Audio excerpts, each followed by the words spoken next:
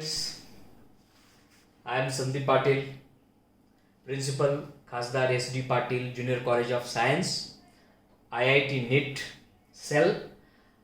आणि आज आपण बघता आहोत basic foundation for your science. तर पहिल्यांदा सायन्स किंवा विज्ञान ह्या विभागात तुम्ही ज्यावेळी प्रवेश घेता पहिल्यांदा आपल्याला समजून घ्यावं अशी इच्छा आहे किंवा आपण समजून घ्यायलाच पाहिजे विज्ञान सायन्स म्हणजे काय. What is science. 10th standard पर्यंत किंवा 8वी 9वी 10वी ह्यासाठी तुम्ही एलिमेंटरी सायन्स किंवा सायन्स अँड टेक्नॉलॉजी असा विषय तुम्ही घेतला असणार आहे. सायन्स विज्ञान और हिंदी में विज्ञान विशिष्ट ज्ञान यानी क्या.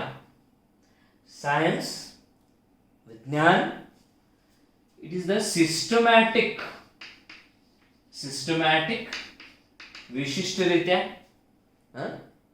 संग्रहित केलेलं गोळा केलेलं जे नॉलेज आहे. Systematic collection of information. Systematic collection of information. तर कुठलाही क्षेत्र असू द्यात मित्र हो, एक विशिष्टरित्या आणि विशिष्ट पद्धतीनं त्या क्षेत्राचं आपण जर मूल्यमापन केलं, माहिती संग्रहित केली. कसं संग्रहित करायची ती माहिती. Systematic collection of information supported by or obtained by, we can say, supported by observation. निरीक्षण करायचं, ऑब्झर्वेशन, एक्सपेरिमेंटेशन, प्रयोगाद्वारे सिद्ध करायचं, एक्सपेरिमेंटेशन, अँड शेवटी एका निष्कर्षास यायचं, दॅट इज इन्फरन्स और conclusion. And inference is called as science. विज्ञान म्हणजे काय. विज्ञान शाखेत आपण ज्यावेळी प्रवेश घेतो आपल्याला करिअरचा फार मोठा असा राजमार्ग आपल्यासमोर उभा राहतो. कारण की तो कसा असतो. सायन्स म्हणजे काय. It is the systematic collection of information supported by observation, experimentation and inference. निरीक्षण करायचं. कुठल्याही गोष्टीची निरीक्षण केल्यानंतर थोडंफार प्रयोग करायचे आणि निरीक्षणाद्वारे आणि प्रयोगाद्वारे जे काही आपल्याला हाती लागतं तिथून निष्कर्ष काढायचे. इन्फरन्स किंवा कॉन्क्लुजन ह्यालाच आपण विज्ञान असं आपण म्हणतो. विज्ञान अनेक गोष्टींचं अनेक वेळा आपण ऐकतोय सायन्स ऑफ योगा वगैरे वगैरे वगैरे. ओके. तर विज्ञानाच्या मुख्य कोणत्या सब डिव्हिजन्स आहेत किंवा ब्रांचेस आहेत. तर तुम्हाला माहित असेल फिजिक्स, भौतिकशास्त्र, physics, the major branches of science, physics. दूसरा chemistry,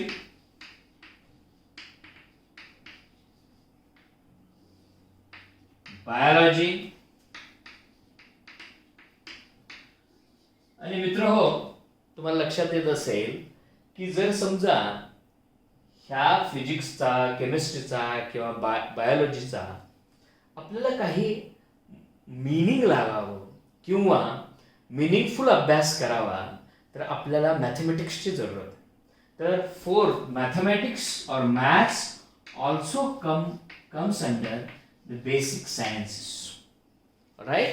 So the main branches of science are physics, भौतिकी किंवा भौतिकशास्त्र, केमिस्ट्री रसायनशास्त्र, बायोलॉजी जीवशास्त्र, मॅथमॅटिक्स गणित.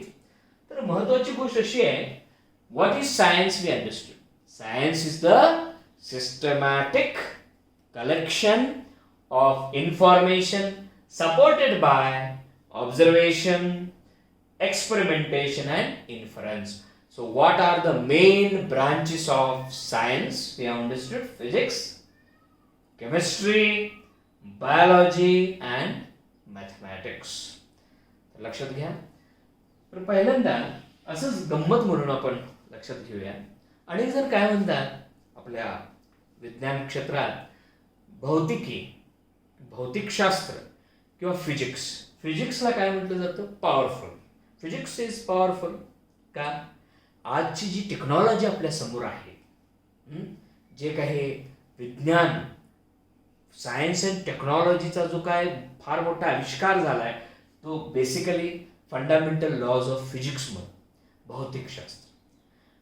The study of physical quantities, मग वेलॉसिटी असेल, ॲक्सेलरेशन असेल, स्पीड असेल किंवा डेन्सिटी असेल, अनेक अशा फिजिकल क्वांटिटीजचा जिथं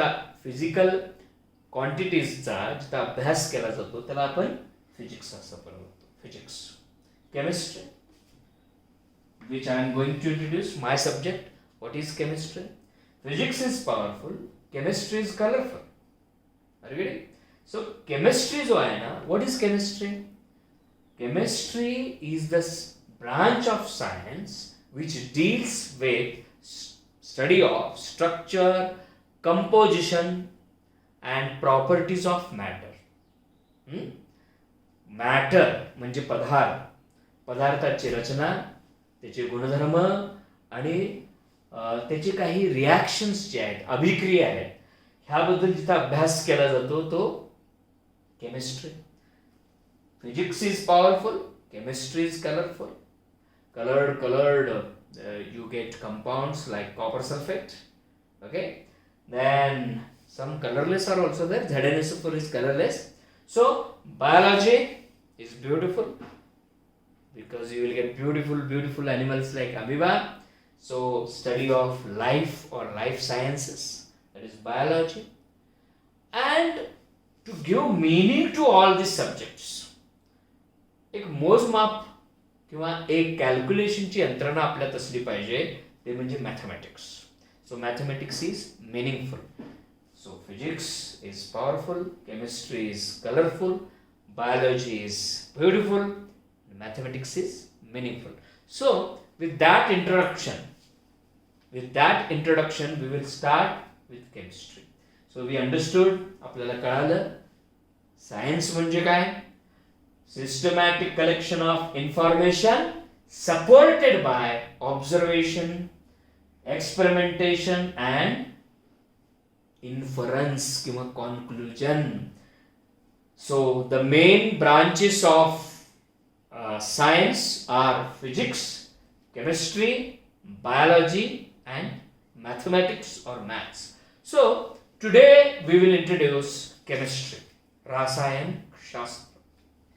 रसायन शास्त्र म्हणजे काय, केमिस्ट्री म्हणजे काय? Let us define chemistry. What is chemistry और how do you define chemistry? 10th पर्यंत जे बघितलं, जे काही रिॲक्शन्स तुम्हाला बघायला मिळाले, आता त्याचे फंडामेंटल प्रिन्सिपल्स वगैरे तुम्ही बघणार आहात. मुख्य तत्व ज्याच्यावर रसायनशास्त्र उभारलेलं आहे ते आपण बघणार आहोत. आणि हे सगळं बघत असताना ह्यातला क्लिष्टपणा, किचकटपणा कमी व्हावा म्हणून मस्तपैकी आपण ट्रिक्स सांगणार आहोत. बरोबर आहे?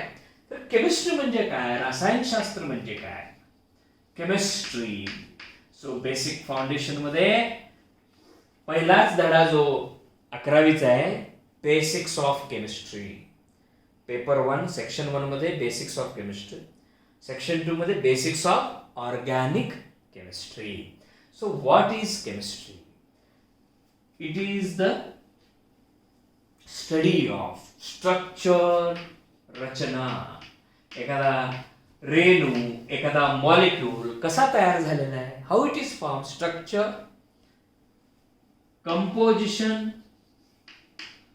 composition किससे बना है, okay, structure, composition and properties of matter, and properties of matter,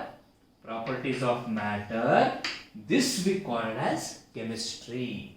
Chemistry is the study of what? Structure, composition and properties of matter is called as chemistry. Basics of chemistry में first lesson जो introduce करेंगे जिसमें 9th 10th हे सगळं असणार आहे. समजतं का बघा. तर बेसिक्स ऑफ केमिस्ट्री मध्ये what is chemistry? Structure. It is the chemistry is the study of structure, composition and properties of matter is called as chemistry. Okay, so let us start. Before we go to the details of chemistry, let us understand what is matter. Very basics. पदार्थ म्हणजे काय? तर anything and everything which occupies space and has mass is called as matter, padarth or a substance. Anything which has space and has mass is called as, anything which has space and has mass is called as, what we call it as? Matter. So matter is anything which occupies space, जागा व्यापतोय, and has mass is called as matter. Matter can be classified into two ways. One is physical, और दूसरा जो बहुत ही महत्वपूर्ण है, बहुत ही important है, that is chemically. कौन सी कली? Chemical. In terms of chemistry, how do you define matter? Physically, we define matter as, that is solid, Marathi में इसको स्थायु, and then liquid, द्रव, gases, that is vayu, right? Solid, liquid, gases, these are the main three states of matter. The fourth state of matter, we know it is a plasma. The fifth state of matter under research is Bose-Einstein condensate. Bose-Einstein condensate. देखिए बच्चों कैसा है ये Bose-Einstein condensate. So basically जब भी हम बात करेंगे फिजिकल क्लासिफिकेशन का, we will focus on solid, liquid and gases. आणि रासायनिक दृष्ट्या chemically how do we classify matter? We classify as pure substances आणि इम्प्युअर म्हणायचं का? नको, मिक्सचर म्हणूया. मिक्सचर. प्युअर सबस्टन्सेस मध्ये दोन भाग येतात, मूलद्रव्य एलिमेंट्स आणि संयोग म्हणजे compounds. So pure substances can be further classified as elements and mixtures. आणि केमिस्ट्री मध्ये जसं आपण बेसिक्स ऑफ केमिस्ट्री बघायला लागलोय मित्र हो, त्यामुळे आपण काय करणार आहोत? What are elements, okay, what are compounds. Now one thing I have done here, I have written here mixture, please write here compounds. So it is a compound here, compounds. Okay. These elements are further classified as metals, non-metals, metalloids. So see here, elements are further classified as metals, non-metals and metalloids. Metals, non-metals and metalloids.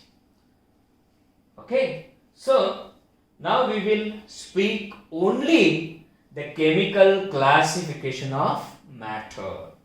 Chemical classification of matter. Let us see how matter is classified chemically. Physically हम बात करेंगे 11th standard में जो states of matter lesson है, उस lesson में हम बात करेंगे. States of matter असा सेपरेट एक धडा आहे ज्याच्यामध्ये आपण सॉलिड, लिक्विड आणि गॅसेसचा डिटेल्ड अभ्यास करतोय. इथं आपण बेसिक्स ऑफ केमिस्ट्री मध्ये एलिमेंट म्हणजे काय, मूलद्रव्य म्हणजे काय, त्याचं फर्दर क्लासिफिकेशन कसं आहे हे आपण बघणार आहोत. Alright, elements, compounds and mixtures. Now let us see what are elements. Let us see what are elements. So let us elements, मूलद्रव्य, a pure form of substance. A pure form of substance which cannot be further divided into simpler substances. What मूलद्रव्य, elements म्हणजे काय, elements मूलद्रव्य, मूलद्रव्य, right. Pure substances, अगदी pure, अत्यंत स्वच्छ. Pure substances which cannot be split into simpler substances. त्याला असं फोडाफोडी करून आणखीन सिंपल मध्ये तुम्ही काय कन्वर्ट करू शकत नाही. त्याला काय म्हणायचं, मूलद्रव्य, बेसिक. बघा, pure substances which cannot be split into simpler substances. कोणत्याही काय फिजिकल किंवा केमिकल प्रोसेसना आपण त्यांना स्प्लिट करू शकत नाही. बघा, so pure substances which cannot be split into simpler substances by any physical or chemical process, by any physical or chemical प्रक्रिया, process are called as elements. बघा, एलिमेंट्स नाव जर सांगायचे असतील तर तुम्ही माझा tricks to learn periodic table बघा. HE फर्स्ट पिरियड संपला. HELIB BCNOF neon. नारायण मगाशी NAMG आला म्हणून AL. सीताला सिलिकॉन. सीताला फोन करून सांग कॉलर. हा जर आपण ट्रिक्स ऑफ पिरियॉडिक टेबल बघितला तर नेक्स्ट फाउंडेशनचा लेक्चर येतो तुमच्या समोर. तर pure substances which cannot be split into simpler substances are called as what, elements. These substances cannot be split by any physical or chemical processes. So those are called as elements. तर ज्यावेळी विश्वाची निर्मिती झाली किंवा अनेक philosophers जे होते, तत्वज्ञानी लोक होते, त्यांनी काय केलं, हे जे विश्व आहे हे पंचमहाभूतांनी बनलेलं आहे असं सांगितलं. पण हे पंचमहाभूत आणखीन कशाने बनलेले आहेत असं ज्यावेळी विचार झाला, पंचमहाभूत म्हणजे काय, पृथ्वी, जल, वायू, आकाश, बरोबर आहे ना, अग्नी, फायर. तर जल कशाने बनलेलं आहे, परत जल, that is water, is still made up of elements, that is hydrogen and oxygen. Okay, so now पूर्वी आपण विचार करायचो पंचमहाभूतांनी बनलेलं आहे. हे पंचमहाभूत परत कशाने बनलेले आहेत, ते म्हणजे मूलद्रव्य, एलिमेंट्स. बरोबर आहे. Pure substances which cannot be split into further simpler substances by any physical और chemical processes are called as elements. बरोबर आहे. तर elements are further classified as metals, non-metals, metalloids. Metals, non metals and metalloids. तर मेटल्सची व्याख्या देऊया. Metal म्हणजे काय, धातू म्हणजे काय. फिजिकली जर विचार करायला गेलो आपण, फिजिकली भौतिक दृष्ट्या जर विचार करायला गेलो तर मेटल्स हे सॉलिड्स आहेत, त्यांना लस्टर असतं, त्यांना हायर मेल्टिंग आणि बॉइलिंग पॉइंट्स असतात. असं जरी आपण म्हणालो तरी नॉन मेटल्समध्ये परत त्याचे काही एक्सेप्शन्स येतात. किंवा मेटल्समध्येच मर्क्युरी जर तुम्ही बघितलं, it is a liquid. So physically we cannot define a metal, non metal और a metalloid. So we should define metals किंवा धातू chemically. How do you define a metal chemically? So metals काय आहेत? Metals काय आहेत? Elements which form positive ions. Positive ions electron देतात आणि electron दिल्यामुळं निगेटिव्ह चार्ज कमी होतो, पॉझिटिव्ह चार्ज वाढतो. दिल्यानं वाढतंय आमची आजी म्हणायची. तर elements which lose electron and form positive ions. Positive आयन्सना आपण कॅटायन्स म्हणतो. Cations, positive cations, and negative ions are known as dog ions. No, anions. All right.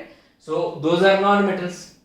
Elements which gain electrons and form negative ions, म्हणजेच anions, are called as non-metals, and the metals are the elements which lose electrons and form positive ions are called as metals. Positive ions काय म्हणतो आपण? कॅटायन्स. जे कॅटायन्स तयार करतात त्याला म्हणायचं metals. For example, very famous सोडियमचा विचार केला. atomic number of Mr. Sodium or the element sodium is 11. बरोबर आहे. त्याचं EC म्हणजेच इलेक्ट्रॉनिक कॉन्फिगरेशनचा जर विचार केला, गली नंबर 1, गली नंबर 2, गली नंबर 3, म्हणजेच शेल नंबर 1 मध्ये 2 इलेक्ट्रॉन, शेल नंबर 2 मध्ये 8 इलेक्ट्रॉन्स आणि शेल नंबर 3 मध्ये 1 इलेक्ट्रॉन. हे आपण लहानपणीच्या भाषेत बोललो, म्हणजे 8, 9, 10. 11th मध्ये एक विशिष्ट भाषा आहे, जसं की 1s2, 2s2 वगैरे आपण बोलणार आहोत. But that we will discuss in atomic structure. एक विशिष्टरित्या इलेक्ट्रॉनिक कॉन्फिगरेशन कसं लिहायचं ते नंतर बघणार आहोत. पण सोडियम 281. आता शेवटच्या कक्षामध्ये म्हणजे शेवटच्या शेलमध्ये काय रूल आहे? 8चा निम्मा किती? 4. 4 इलेक्ट्रॉन पेक्षा कमी असतील तर देणार म्हणजे देणार. आणि 1 इलेक्ट्रॉन दिला तर काय होतं बाळांनो? तर 1 इलेक्ट्रॉन दिल्यानं निगेटिव्ह चार्ज कमी होतो आणि ह्याच्यावर पॉझिटिव्ह चार्ज येतो Na+ and it will become 2,8. So this is a cation. So the metals are nothing but elements which form positive ions by the loss of electrons are known as metals. If you take Mg, what is Mg? Magnesium, not Mahatma Gandhi. Mg, what is the atomic number of Mg? See the tricks in the periodic table given by me. Okay, if you see that video, you will see HAT, LiB, BCNOF neon, Narayan Magashi, NaMg. Mg is atomic number 12. So Mg atomic number 12, 282. What is the rule? 8चा निम्मा किती? 4. 4 पेक्षा कमी electrons असतील तर देणार. किती देणार? 2 electron देणार. 2 दिल्यानं 2 वाढले, Mg++, so 2,8. So magnesium cation is formed. So the elements which form positive ions by the loss of electrons are known as metals. बराबर है? बराबर इसका अपोजिट डेफिनेशन है नॉन मेटल्स, अधातु. So elements which form negative ions, elements which form negative ions by the gain of electrons, by the gain of electrons. मैं simply इसको क्या बोलता हूं, भिखारी, जो मांग के लेते हैं. So those are भिखारीज. So non-metals, elements which form negative ions by the gain of electrons are known as non-metals. अभी देखिए non-metals में आप क्लोरीन की बात करेंगे, एटॉमिक नंबर 17 है. फिर tricks of the periodic table पे आ जाइए. HE, LiB, BCNOF neon, Narayan मगाशी आला म्हणून सीताला फोन करून सांग. Caller, call, that is atomic number 17. So atomic number 17 की बात करेंगे तो 287. Last shell 7 electrons. सो 4 पेक्षा जास्त असतील तर शेअर करणार, शेअरिट ऑप्शन असणार, किंवा it will gain 1 electron. So 1 electron घेतल्यानं it will become Cl minus. 1 electron वाढला, so 288. So today we learned that elements, they form positive ions by the loss of electrons. Okay, the elements which form positive ions by the loss of electrons are metals, and the elements which form negative ions by the gain of electrons are non-metals. आणि जे कोणी elements किंवा मूलद्रव्य असे असतील ज्यांचे गुणधर्म, ज्यांचे properties they are between metals and non metals, those are called metalloids. धातु सदृश्य metalloids. You can give the examples of silicon, Si, Sb, antimony. Okay, so then you can give the example of polonium, germanium, okay, gallium. These all are examples. Germanium particularly, silicon, germanium, antimony, samarium, Latin name samarium. These are all examples of metalloids which have the properties in between that of madhyavarti metals and in non-metals intermediate properties. Those are metalloids. So with this introduction, we will stop here, and in the next lecture we will be seeing compounds and the type of compounds. Keep watching. Thank you.